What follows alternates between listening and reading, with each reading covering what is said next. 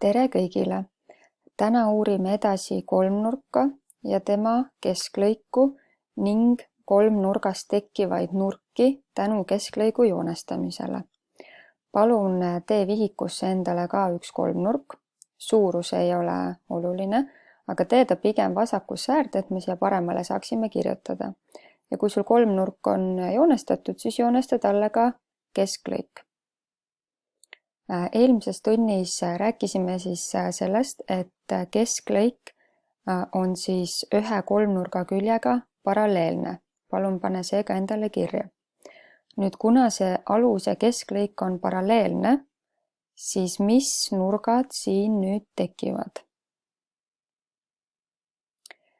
Meil tekivad siia lähisnurgad ja siia ka lähisnurgad ning tegelikult tekivad ka põiknurgad, kui me neid kesklõiku ja alust natukene pikendaks. Ja täna vaatamegi, et kuidas siis erinevaid nurki sellises ülesandes leida. Palun märgi oma kolmnurgale ka nendesse tekkinud nurkadesse numbrid, et meil oleks lihtsam nendele viidata. Siin all siis 1, 2, 3, 4, 5, 6 ja 7.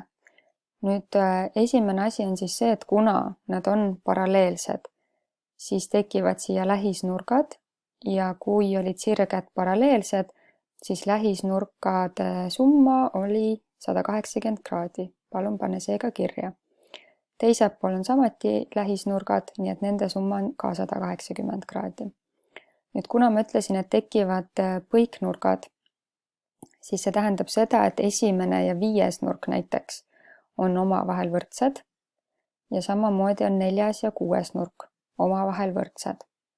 Nüüd, kui oleks vaja leida meil 7. nurka, siis 7. nurka saame leida nii sellest väiksest kolmnurgast kolmnurga nurkade summa abil või suurest kolmnurgast kolmnurga nurkade summa abil. Ja lahendame ka ühe ülesande nurkade leidmise kohta.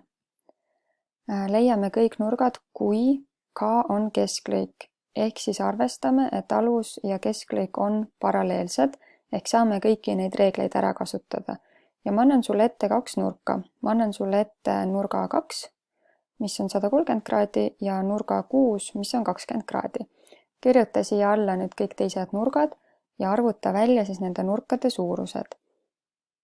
Kuna nurk 2 on antud, siis kõige lihtsam on alustada nurgast 1. Need kokku annavad 180 kraadi. Nii et nurk 1 peaks sul tulema siis 50 kraadi. Edasi, kuna sul on olemas nurk 6, sa tead, et see on 4-ga sama, ehk nurk 4 on ka 20 kraadi. 3 ja 4 annab kokku 180, ehk 180 miinus 20, nurk 3 on 160 kraadi.